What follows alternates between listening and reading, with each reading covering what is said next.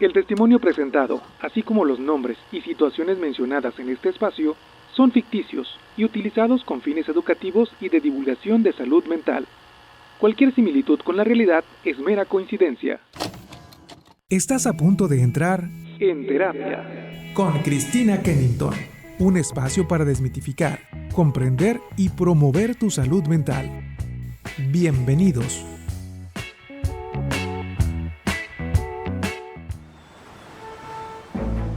Estoy de malas todo el tiempo, no sé por qué. Me molesta cómo respira la gente, cómo hablan, cómo dejan las cosas fuera de lugar.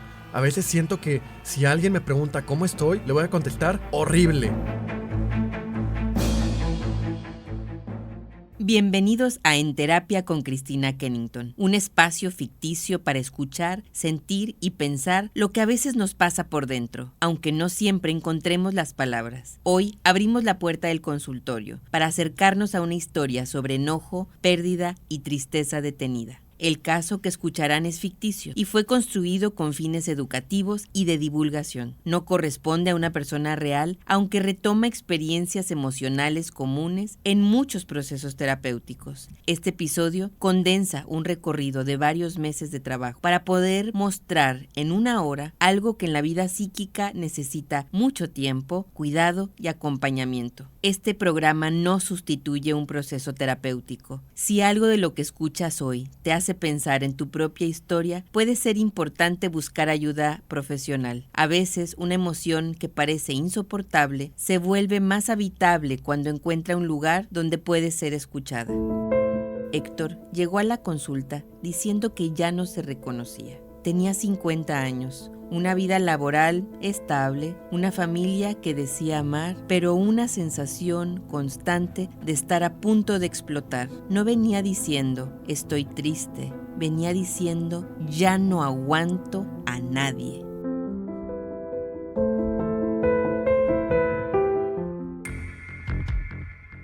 No sé qué me pasa. Me levanto molesto, manejo molesto, llego a la oficina molesto. En mi casa ya todos caminan como si tuvieran miedo de activar una bomba o algo así. Parece cansado incluso hasta de usted mismo, como si su enojo también lo estuviera dejando solo. Al mismo tiempo, algo en usted parece no saber de dónde viene este enojo. Ay, mi esposa me dijo eso, que ya no sabe cómo hablarme. Yo le contesté que entonces no me hablara y luego me sentí peor todavía porque la vi triste. Eso parece dolerle, no por la discusión, o no solo por la discusión, sino por lo que vio en ella después. A veces el enojo sale primero y la culpa llega cuando ya hizo daño.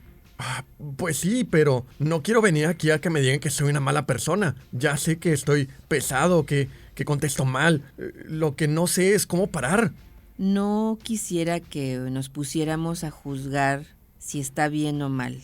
Más bien le invito a tratar de entender qué está intentando hacer ese enojo por usted. Porque a veces una emoción difícil aparece para proteger otra que se siente todavía más peligrosa. ¿Qué? ¿Que el enojo me protege? No sé. A mí me parece que solo estoy arruinando todo. Puede ser que esté lastimando vínculos importantes y también puede ser que ese enojo tenga una historia. No estoy tratando de justificar la forma en la cual usted se está enojando, pero sí es importante comprender por qué este enojo se convirtió en algo tan fuerte. Héctor había perdido a su hermano mayor, Arturo, 10 meses antes. Arturo no solo era su hermano, era su cómplice, su referencia, su memoria compartida. Cuando murió Arturo, Héctor no pudo llorar. Él organizó trámites, habló con la funeraria, recibió gente, sostuvo a su madre, acompañó a su cuñada y a los 3 días regresó a trabajar. En su casa decían que era admirable. Él decía, no tenía otra opción. Alguien tiene que hacerse cargo. No tenía tiempo para llorar. Había cosas que resolver. Si yo me caía, se caían todos. Esa frase no sé por qué siento que es más vieja. Si yo me caigo, se caen todos. Me pregunto desde cuándo siente que no tiene el derecho de caerse. Ay, pues, no sé. Desde siempre.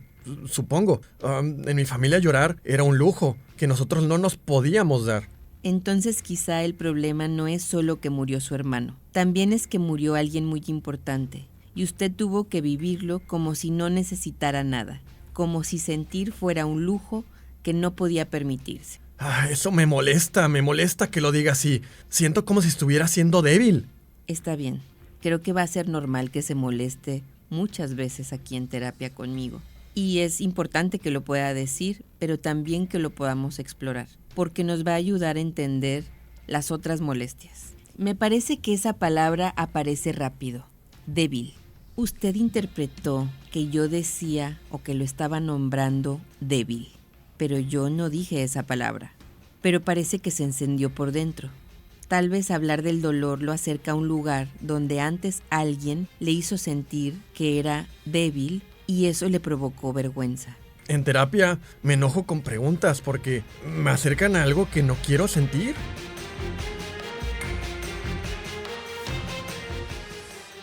El episodio de hoy se llama La rabia de no poder llorar y la pregunta que nos va a acompañar en esta es ¿qué hay debajo del enojo? En las primeras sesiones, Héctor hablaba mucho de lo que los demás hacían mal. Su esposa insistía demasiado, sus hijos eran desordenados, sus compañeros eran lentos, sus empleados eran irresponsables, incluso mis preguntas le molestaban. Todo parecía irritarlo, pero casi nada parecía realmente tocar la fibra que estaba en medio del enojo. Cuando una persona llega así, con la piel emocional llena de espinas, conviene no apresurarse a quitarlas. A veces las espinas fueron, durante muchos años, la única forma de no sentirse indefenso. Primero hay que entender de qué dolor lo estaban protegiendo. Héctor, cuando usted era niño, ¿qué pasaba en su casa cuando alguien lloraba? Le pregunto porque antes había dicho que esto era un lujo que ustedes no se podían dar.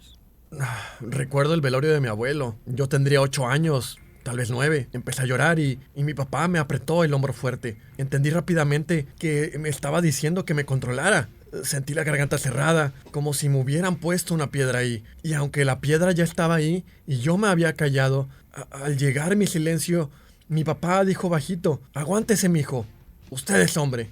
Una parte de usted estaba triste por su abuelo y otra parte tuvo que aprender en ese momento que llorar podía traer vergüenza y que como varón debía aguantar. Eso es mucho para cualquiera, pero mucho más para un niño. Yo no lo vi así.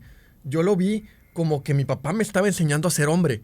En mi casa era normal. Mi papá era duro, pero no era malo. No es necesario verlo o convertirlo en malo. Podemos reconocer que quizá hizo lo que él también aprendió. Y al mismo tiempo mirar lo que este mensaje hizo en usted. Me hizo fuerte. Eso pensaba yo. Me hizo alguien que resuelve. Alguien que no anda quejándose. No anda quejándose, pero sí que anda enojándose. Sí pudo, de alguna forma, darle fuerza, pero también tuvo un costo alto. Quizá aprendió a resolver hacia afuera, mientras por dentro no había permiso de sentir, no había permiso de necesitar. Mi mamá sí lloraba mucho, pero cuando lloraba, todo se descomponía. Mi papá no lo toleraba, se iba. Mis hermanos se guardaban silencio para no molestarla, y yo trataba de hacer algo. Entonces, de niño no solo aprendió que los hombres no lloran, también aprendió que si alguien lloraba, usted tenía que actuar. La tristeza de otra persona se volvía una emergencia. Sí, claro, yo le llevaba agua a mi mamá. Le decía que ya no llorara. Sentía que si no lloraba, mi papá regresaría y todo estaría bien. Mi mamá no podía dejar de llorar. Me acuerdo de sentirme desesperado, como enojado con ella, pero también me daba lástima. Qué difícil para un niño amar a su mamá y al mismo tiempo enojarse porque su dolor lo asustaba. Tal vez ahí nació una confusión. Sentir tristeza podía significar perder el control, y si alguien perdía el control, usted tenía que endurecerse.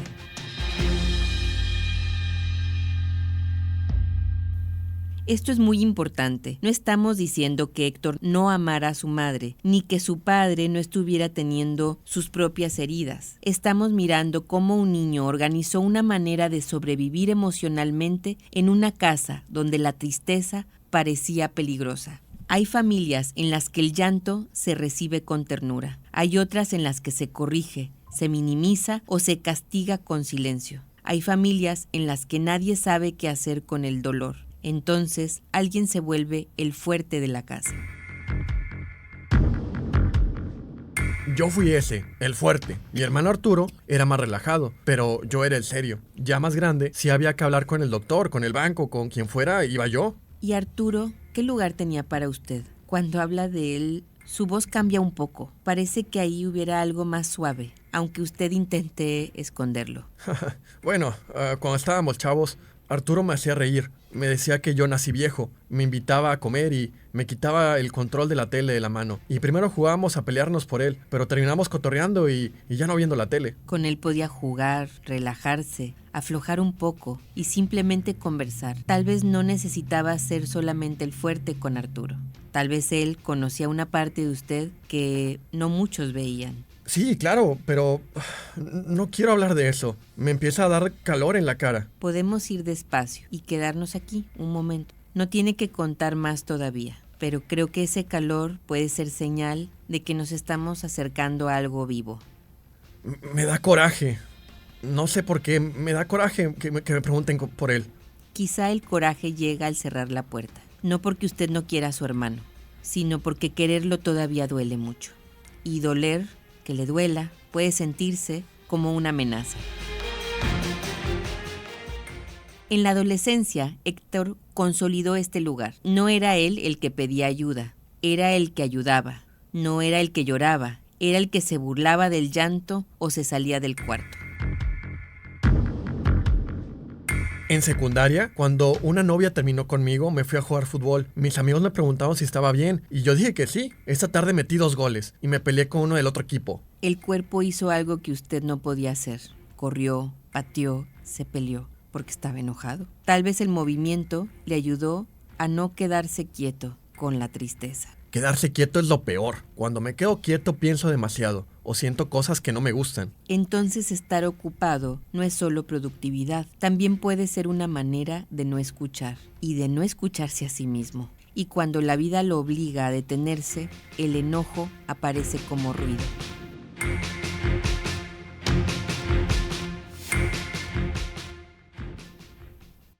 La historia de Héctor no empezó en las peleas actuales. El presente solo volvió visible una forma antigua de protegerse. El enojo era una muralla, pero detrás de esa muralla había un niño que alguna vez escuchó: aguántese, usted es hombre. Una noche, Héctor llegó a casa, después de una junta difícil. Su esposa le preguntó si había comido. Era una pregunta simple, cotidiana, incluso cariñosa, pero él escuchó otra cosa. No escuchó cuidado, escuchó presión. No escuchó interés, escuchó reclamo. A veces el presente habla bajito, pero el pasado contesta gritando. Ella me dijo, ¿ya comiste? Y yo exploté. Le dije que no era un niño, que no tenía que estarme revisando todo el tiempo. Pero vi su cara. ¿Qué vio en su cara? Se quedó callada, bajó la mirada y dijo, solo te estaba preguntando. Y yo seguí diciéndole, claro, preguntándome como si fuera un inútil, que ni siquiera puede pedir algo de comer. Y continué peleando. Había algo dentro de mí, como si no pudiera pagarme. Parece que una parte de usted ya sabía que la reacción era más grande que la pregunta, pero esa otra parte estaba tomada por algo, como si no estuviera solo en esa cocina. No entiendo.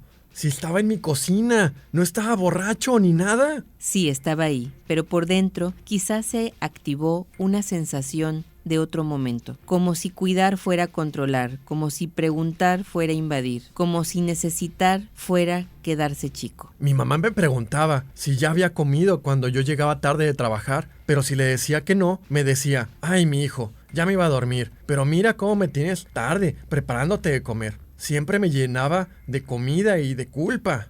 Claro, entonces la voz de su esposa pudo sonar por dentro como una voz de antes, de su mamá. Ella preguntó desde el presente, pero usted respondió desde una sensación de otro momento, en aquellos momentos con su mamá, provocándole culpa.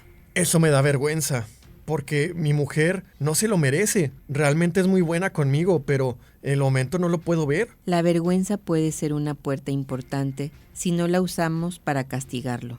puede ayudarnos a mirar el daño sin destruirlo a usted. Y también puede ayudarnos a preguntarnos qué se encendió antes de la pelea. Ahora que lo dice, antes del grito sentí presión en el pecho, como si estuvieran pidiendo algo, como si nunca fuera suficiente lo que hago. Ahí hay algo profundo. No solo era la comida, era la sensación de que lo necesitaban otra vez, de que usted tenía que estar disponible otra vez, de que no podía descansar. Sí, y eso me enoja, porque nadie piensa en mí. Ese reclamo suena muy importante. Nadie piensa en mí. Tal vez no es solo una acusación contra su esposa o su familia, sino una frase que usted lleva guardada desde hace mucho tiempo. Porque si nos detenemos un poco, creo que no es tan difícil ver que su esposa sí estaba pensando en usted. Al preguntarle si había cenado, era porque estaba pensando en usted. Sí, claro, pero pienso que me quería dar de cenar para sentarse a platicarme de su día, que quería dar de cenar para ella poder desahogarse. Cuando el pasado se mete en el presente, no siempre aparece como un recuerdo. A veces aparece como una intensidad que no corresponde del todo con la escena. Algo pequeño se siente enorme porque toca una zona de otro momento de nuestra vida. Héctor no peleaba solamente con su esposa, preguntándole si había comido. Peleaba con años de sentirse responsable de todos. Peleaba con el cansancio de no poder decir, yo también necesito. En el trabajo me pasa igual. Si alguien se equivoca, siento que me faltan al respeto. Me sube una cosa al cuerpo y necesito corregirlo en ese momento. ¿Me puede dar un ejemplo?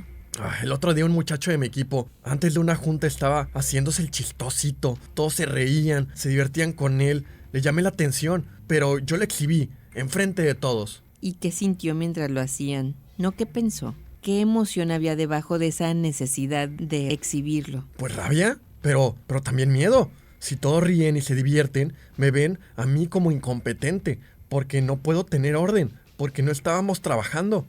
Entonces la risa, la diversión, son una amenaza para usted, aun cuando usted no es quien se ríe y se está divirtiendo. ¿Qué será la amenaza de la diversión? ¿Caos? ¿Falta de control? Y corríjame si me equivoco, que para no sentir esa amenaza tuvo que atacar primero. Ay, eso suena horrible. Pero pues sí, es como si el mundo estuviera esperando que pierda el control para verme débil, para aprovecharse. Esa sensación de estar bajo examen o que el mundo esté esperando que usted pierda el control es muy pesada. Y me pregunto si en su casa de niño había lugar para divertirse. O si divertirse también era una forma de perder valor, similar a llorar. Ay, híjole. Pues a mi papá sí le desesperaba mucho cuando estábamos jugando Arturo y yo. Nos gritaba y empezaba a enlistar todas las cosas que no hayamos hecho. Que si ya limpiamos el patio, que si alimentamos a la perra, que si lavamos el carro. No, ¿verdad? Primero terminen las cosas y luego la fiesta. Y luego se iba. Nunca supe a dónde, pero se iba, como cuando mi mamá lloraba. Y también decía, si vas a llorar, llora cuando acabes el trabajo. Pero el trabajo nunca acaba. Siempre había algo más. Y ni nos divertíamos, ni llorábamos, ni nada. Qué frase tan fuerte. No había tiempo ni para reír, ni para llorar. De verdad que me enojo con lo que dices.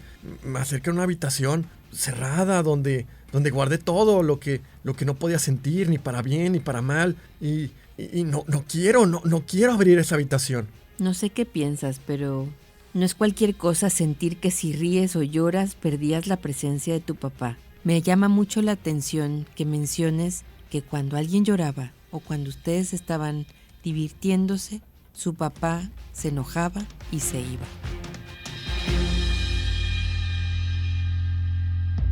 No peleamos solo con lo que está pasando hoy. A veces peleamos con el significado que eso despierta dentro de nosotros. Y la risa no puede ser gozada. Y la tristeza no puede ser llorada. Y se disfraza de dureza y de enojo. La escena más difícil ocurrió un domingo. Héctor estaba en casa, supuestamente descansando. Su hijo menor, Diego, de 17 años, dejó una chamarra mojada sobre el sillón. Era una escena mínima, una chamarra, un sillón, un domingo. Pero en la vida emocional, a veces lo mínimo cae sobre un terreno lleno de pólvora.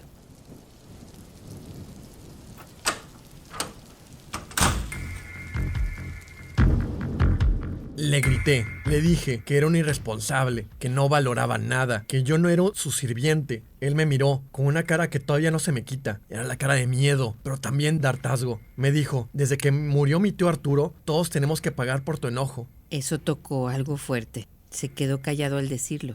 Me parece que esa frase que le dice su hijo entró en lugar donde otras frases no habían podido entrar. Me dieron ganas de darle una cachetada.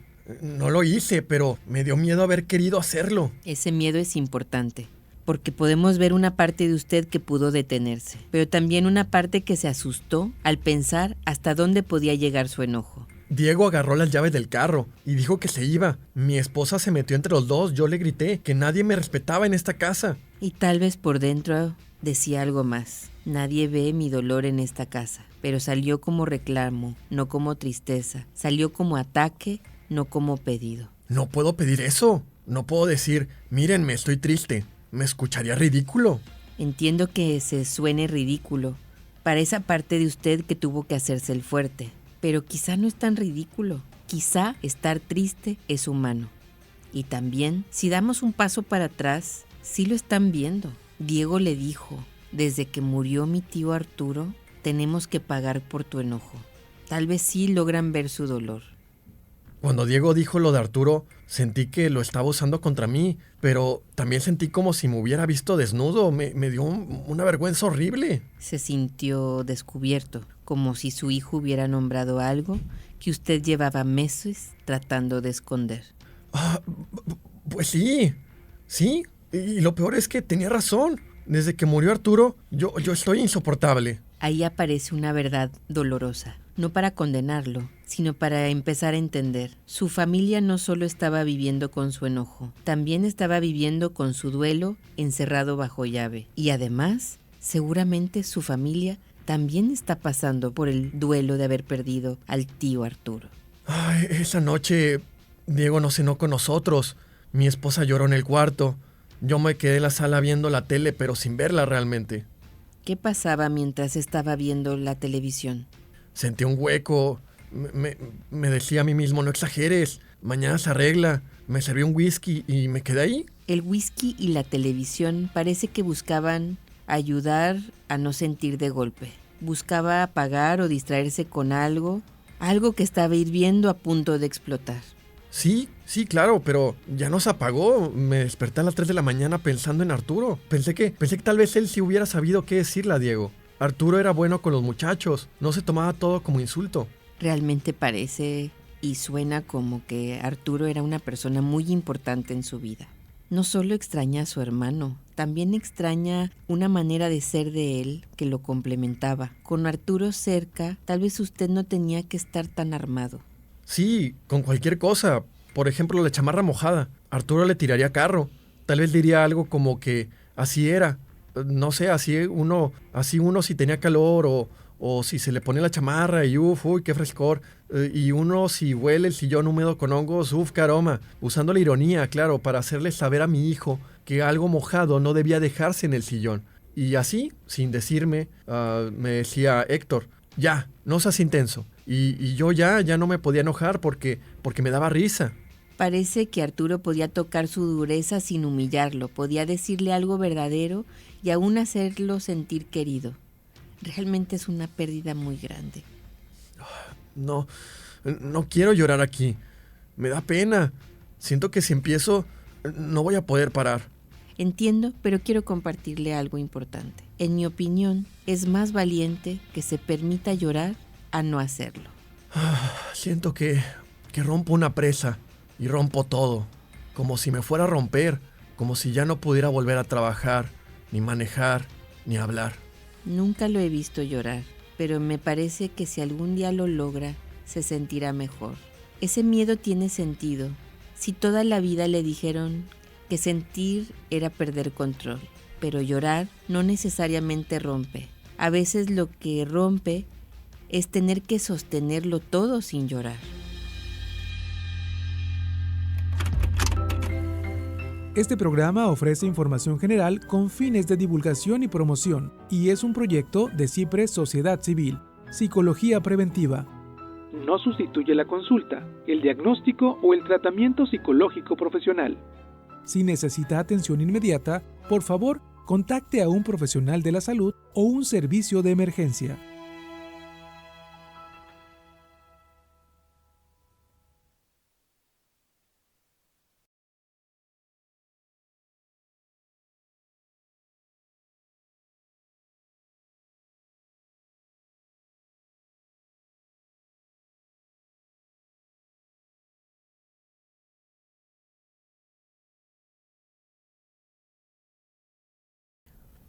Héctor pudo llorar un largo rato. Al principio solo lloraba, pero después de unos minutos empezó a reír al mismo tiempo. Por un instante lloraba y reía, y no pasó nada. La escena con su hijo Diego fue un punto pivote. Se tocó una herida grande y de pronto, sin aviso, permitió abrir una grieta que le permitió a Héctor llorar y ver un poco más adentro. A veces, una frase dolorosa, dicha en medio de una pelea, nombra lo que todos están viviendo sin poder decirlo.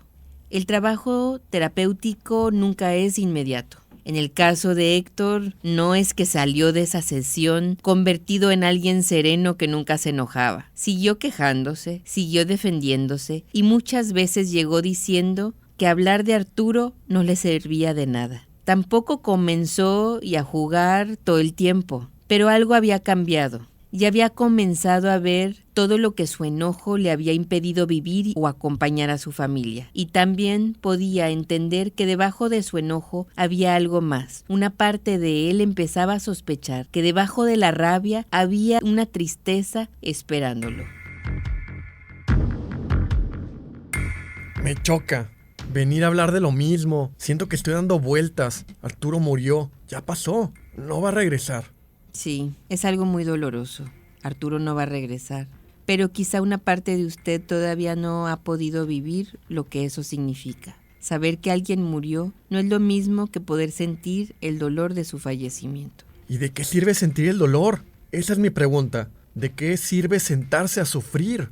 ¿Para qué sirve sentir?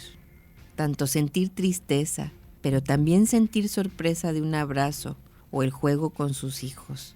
¿Para qué servía sentir el juego con Arturo? Para que la vida fuera más ligera. Pero no es lo mismo sentir alegría, risa, juego, a sentir tristeza. No, pero precisamente ambas se le dificultan. Creo que pudieran estar ligadas, como si hubiera cerrado una válvula de sentir. No solo sentir tristeza, también sentir alegría y juego. Eso me enoja, porque suena bonito, pero yo no quiero encontrarle poesía a que mi hermano murió. A veces sentir el dolor de una pérdida es la manera en la que el amor encuentra un lugar cuando la persona ya no está. Pues muchas veces lo que duele es algo hermoso que ya no está. Por eso duele. El amor y el dolor ahí están, de alguna manera, juntos. Podemos empezar a aceptar que le parece injusto, absurdo y profundamente triste. Sí, claro, injusto sí. Tenía 54 años. Todavía nos faltaban muchas comidas, muchas pláticas, muchos pleitos tontos. Faltaron muchas cosas. Sí, claro. Lo que me pesa más es que me faltó despedirme. La última vez que me llamó, no le contesté. Estaba en una junta y dije, ahorita le marco. Ya no le marqué. No puedo dejar de pensar en eso. Me imagino que necesitaba algo. Tal vez, me imagino que, no sé, pudo haber hecho algo. Pude haber hecho algo. Eso duele mucho. Una llamada no contestada, pero esa llamada no contestada no resume una vida entera de hermanos. Cuando alguien muere, a veces la mente busca un punto donde agarrarse. A veces prefiere culparse antes de aceptar la impotencia. Culparse duele, pero da la ilusión de control. Entonces prefiero sentir culpa que sentir que no puedo hacer nada. Eso me pega, porque no puedo hacer nada. No pudo hacer nada. Y para alguien que aprendió a valer respondiendo, la impotencia puede sentirse insoportable, porque quizá el duelo empieza justamente ahí, donde se acepta que ya no hay nada que resolver. No pude hacer nada, no pude salvarlo, no pude despedirme. Siento la garganta igual que cuando era niño, la piedra aquí, me arde la cara. Esa piedra lo acompañó muchos años. Tal vez hoy no tenemos que tragárnosla tan rápido. Podemos esperar, dejar que se mueva un poco. Me acuerdo de su risa. Eso es lo peor. Me acuerdo de cómo se reía cuando me decía que yo era un amargado. Siempre buscaba sacarme de mi caparazón. Yo pensaba, algún día me saldré, cuando todo esté bien, cuando haya resuelto todo. Y al recordarlo así no solo aparece la muerte, también aparece la vida que compartieron. A veces lloramos precisamente porque es algo muy valioso. Siempre buscaba sacarme de mi caparazón. Yo pensaba, algún día me saldré, cuando todo esté bien, cuando todo esté resuelto, pero nunca se resuelve todo. No quiero que mi hijo me recuerde como un amargado. No quiero que en mi casa todos estén cuidándose de mí. No quiero ser ese hombre, pero más importante, no quiero que mi hijo no se sienta tranquilo de ser él mismo. Nunca sabré cómo sería si mi papá no me hubiera enseñado así a ser hombre, si no me hubiera puesto este caparazón. El enojo ha funcionado como un caparazón que te defiende de la tristeza y también del ridículo de jugar. En frecuencia contigo. ¿Te hablas con dureza cuando algo no sale bien? La autocrítica es esa voz interna que juzga, compara y descalifica. En algunas personas aparece como exigencia o perfeccionismo, pero por dentro puede vivirse como presión constante y miedo a equivocarse. En lugar de motivar, la autocrítica intensa suele generar vergüenza, ansiedad y desánimo, y con el tiempo afecta la autoestima. Muchas veces esa voz se aprende, viene de experiencias, demandas tempranas o mensajes repetidos que se interiorizaron. Si sientes que tu diálogo interno te lastima o que nunca es suficiente, la terapia a tiempo puede ayudarte a comprender esa exigencia, suavizarla y construir una mejor relación contigo mismo.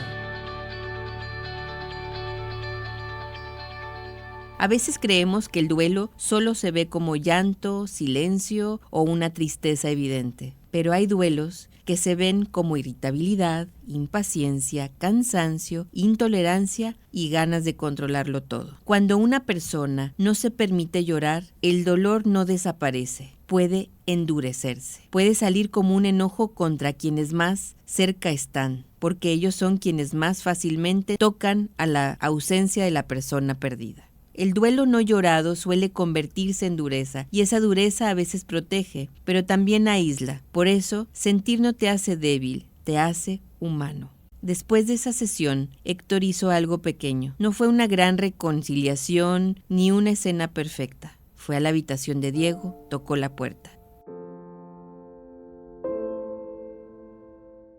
Le dije que quería hablar. Él me dijo, ¿me vas a regañar? Y me dio vergüenza que eso fuera lo primero que pensara. Le dije, no vengo a regañarte. Me costó mucho. Luego le dije que tenía razón, que de lo de Arturo yo estaba muy enojado. Diego se quedó serio, bajó la mirada y me dijo, yo también lo extraño. Pudo dejar que su hijo escuchara algo de usted más verdadero, algo debajo del caparazón. Esa frase abrió un lugar compartido. Ya no era usted contra su familia. Era usted y su hijo frente a una pérdida que ambos estaban cargando de diferentes formas. Y me dieron ganas de decirle muchas cosas, pero no pude. Solo le dije, yo también, y me fui al baño a llorar. Pudo llorar por el fallecimiento de su hermano. Me senté en el piso del baño como unos 20 minutos. Lloré muy feo, pero después respiré. Me sentí cansado, pero no destruido. Eso es muy significativo, darse cuenta que el llanto no lo destruyó. Tal vez le mostró que podía sentir sin desaparecer. Pude llorar, sentir que me rompió y no quedarme roto. Pude volver a construir mis pedazos y no solo eso, me sentí mejor. Y en este momento, ¿cómo se siente? Me siento más ligero, pero también hay una idea que me da vueltas y no sé bien qué me hace sentir. Quiero ir al panteón y decirle a Artur, por fin lograste sacarme de mi caparazón. Y me duele pensar que tuvo que ser con su muerte, pero también siento que es lo que él hubiera querido esto para mí.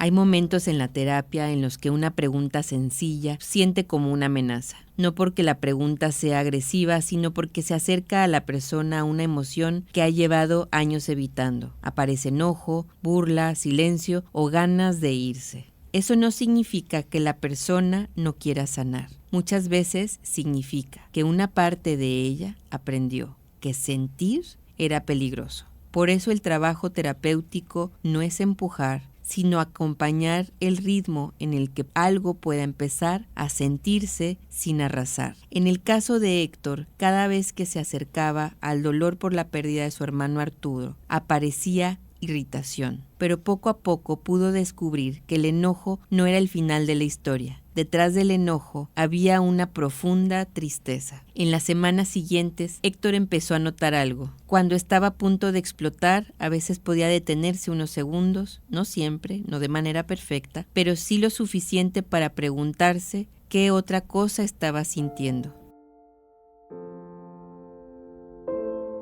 El otro día mi esposa me dijo que estaba distante. Yo ya iba a contestarle, pues tú también, pero antes de responderle, por un microsegundo, puse atención a cómo me sentía. Me di cuenta de que me dolió. ¿Qué fue lo que le dolió?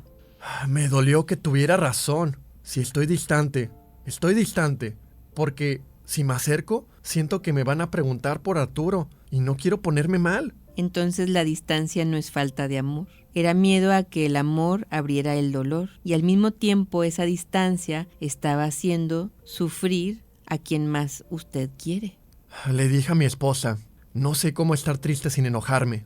Me sentí ridículo, me sentí muy ridículo diciéndolo, pero ella me agarró de la mano. Esa frase me parece profundamente honesta. No sé cómo estar triste sin enojarme. Ahí no atacó, no huyó, no corrigió y se permitió estar acompañado. Y de alguna manera también aprendió a estar triste sin enojarse.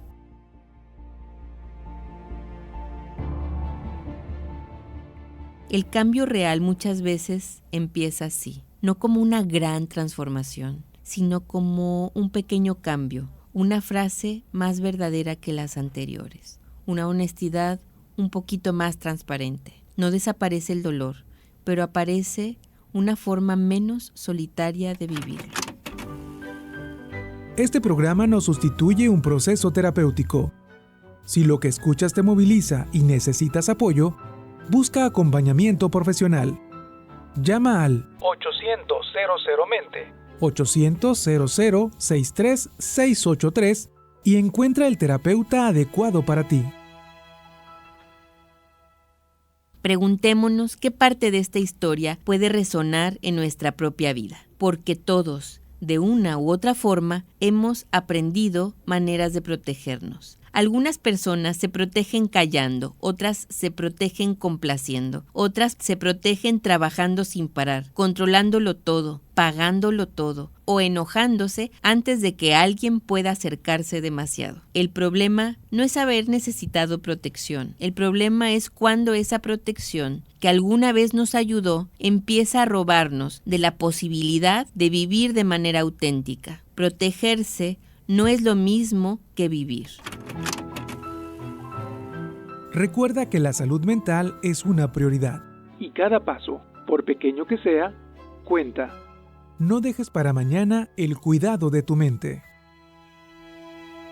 No todos los duelos se ven igual. Hay personas que lloran mucho, otras que se quedan en silencio, otras que se ocupan de todo y otras que se vuelven irritables sin entender por qué. Cuando alguien pierde una persona importante, no solo pierde a esa persona, también puede perder una forma de verse a sí mismo, una rutina, un testigo de su historia, una parte de su identidad. Por eso el duelo no siempre se siente como una sola emoción, sino una combinación de ellas. A veces aparece tristeza, otras veces culpa, otras veces enojo. Y a veces aparece una dureza que parece fuerza, pero que por dentro está sosteniendo una pena que no ha podido encontrar palabras. Pensemos por un momento en esa frase de Héctor: no tengo tiempo para llorar. ¿Cuántas veces la vida adulta nos pide exactamente eso? Resolver, trabajar, pagar, cuidar, contestar mensajes, sostener a otros y seguir funcionando. Y claro que la vida práctica importa. Hay trámites, hijos, trabajos, responsabilidades. Pero cuando el dolor queda permanentemente postergado, no se queda quieto,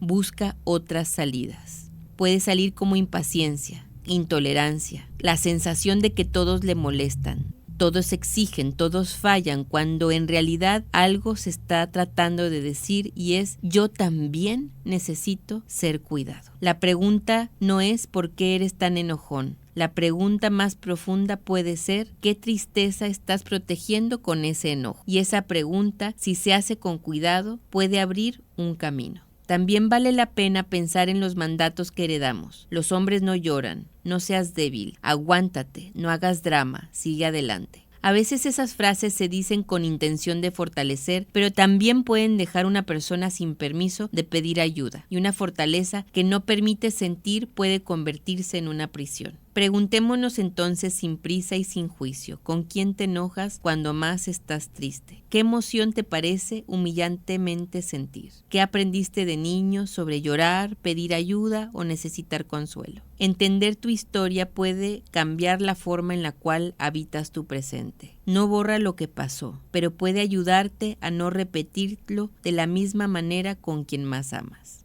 Meses después, Héctor no era un hombre sin enojo, seguía teniendo días difíciles, seguía impacientándose y todavía le costaba hablar de Arturo sin apretar la mandíbula, pero algo había cambiado en la forma de escucharse. Ahora cuando me enojo, a veces alcanzo a preguntarme si estoy triste. No siempre me sale, a veces contesto mal y luego tengo que pedir perdón. A veces es importante, porque no estamos buscando perfección, Héctor. El ser humano no es perfecto. Estamos mirando que ya no queda completamente atrapado ante la primera reacción. El otro día fui al panteón. No le dije a nadie. Me senté ahí y le reclamé a Arturo que se hubiera muerto. Eso suena muy suyo. No una despedida idealizada, sino una conversación con amor, enojo y tristeza mezclados. Sí, le dije. Me dejaste solo con todos estos locos. Y luego me reí, después lloré. Ahí parece que Arturo volvió a estar vivo dentro de usted de otra manera, no solo como una ausencia que solo se tapa con enojo, sino como alguien que se puede extrañar, reclamar, recordar y amar. También le dije que lo extraño, que me diga que no sea intenso. Me hizo falta escuchar eso. Me hizo falta que alguien me bajara sin hacerme sentir menos. Quizá ahora una parte de usted puede empezar a decirse eso mismo a usted mismo, no para reemplazar a Arturo, pero a llevar algo de él dentro, para ser un poco más amable con usted. Pude llorar sin sentir que me rompía. Eso todavía me sorprende. Me cansé, sí, pero no me rompí. Tal vez esa es una de las frases más importantes de tu proceso. Pudo llorar sin romperse, y quizá ahora puede vivir su tristeza sin tener que convertirla siempre en pelea.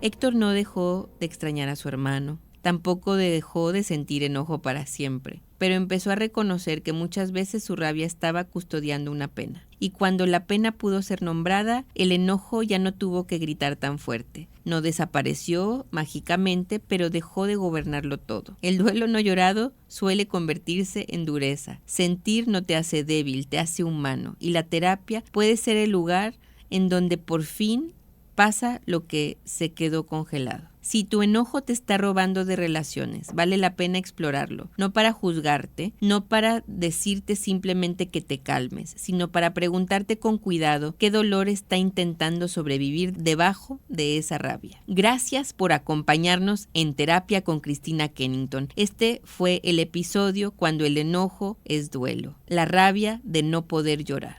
Recuerda que este caso es ficticio y tiene fines educativos. Si algo de esta historia te movió o te hizo pensar en ti, busca acompañamiento profesional. A veces no sabemos llorar porque nadie nos enseñó que el llanto también puede ser una forma de amor. A veces no sabemos pedir ayuda porque confundimos necesitar con fracasar. Pero siempre puede abrirse un espacio para escuchar lo que nuestra dureza ha intentado proteger. Quiero agradecer a mi colega Carlos de la Garza por darle voz a Héctor. a Román y a Alberto por estar en controles y a ustedes por escuchar este episodio. En Terapia con Cristina Kennington es una producción de Roberto Moreno y Osiel Martínez para CIPRES Psicología Preventiva y Psicoterapia, Vive FM y Radio Nuevo León. Yo soy Cristina Kennington. Gracias por escuchar, sentir y pensar conmigo. Nos encontramos en el próximo episodio. La salud mental es el primer paso para una vida plena. Te esperamos la próxima semana con un nuevo caso que será analizado en Terapia Con Cristina Kennington. un proyecto de CIPRE, Sociedad Civil, Psicología Preventiva y Radio Nuevo León.